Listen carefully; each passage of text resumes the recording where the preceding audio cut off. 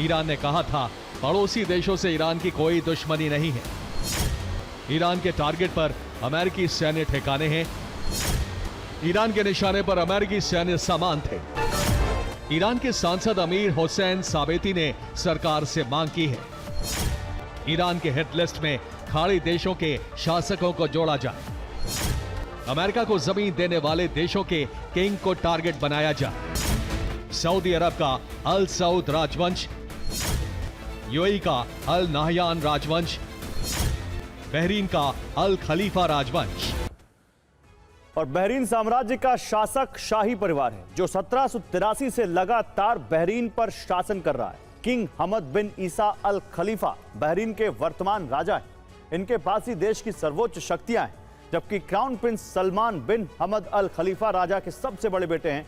वो इस वक्त बहरीन के क्राउन प्रिंस होने के साथ ही देश के प्रधानमंत्री भी हैं। संयुक्त अरब अमीरात में 7 अमीरात हैं और प्रत्येक अमीरात पर एक पारंपरिक शाही परिवार का शासन है। इनमें सबसे शक्तिशाली और प्रमुख 2 परिवार अल नाहयान और अल मखतूम हैं।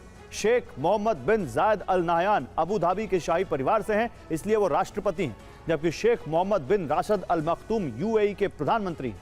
सऊदी अरब पर सऊद राजवंश का शासन है। सलमान बिन अब्दुल अजीज अल सऊद वर्तमान में सऊदी के किंग है, जबकि मोहम्मद बिन सलमान किंग के बेटे हैं। वर्तमान में वे सऊदी अरब के प्रधानमंत्री और वास्तविक शासक हैं। ईरान में इन्हीं तमाम लोगों को हिट लिस्ट में शामिल करने की मांग हुई है।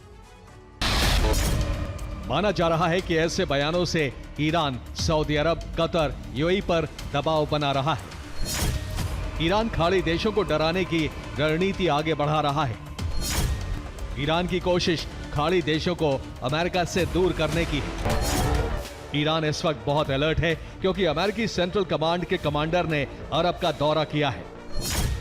सेंट्रल कमांड के कमांडर 6 देशों के सैन्य प्रमुखों से मिल चुके हैं। एयरक्राफ्ट कैरियर अब्राहम लिंकन का भी दौरा किया गया। ईरान ने 2 मार्च को कतर में हमला किया था। 2 सुखोई विमानों ने अल उदैद एयरबेस पर हवाई हमला किया था।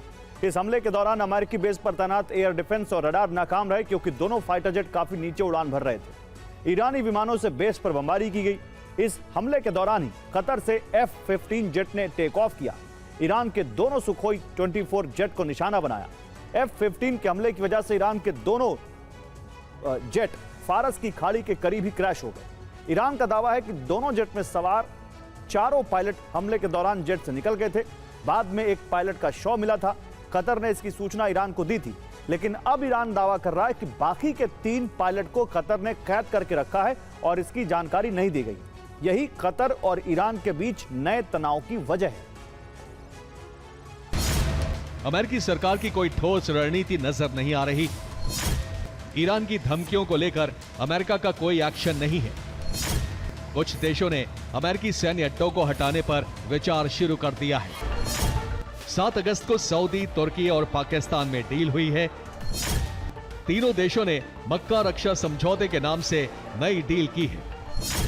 किसी एक देश पर हमला तीनों देशों पर प्रहार माना जाएगा।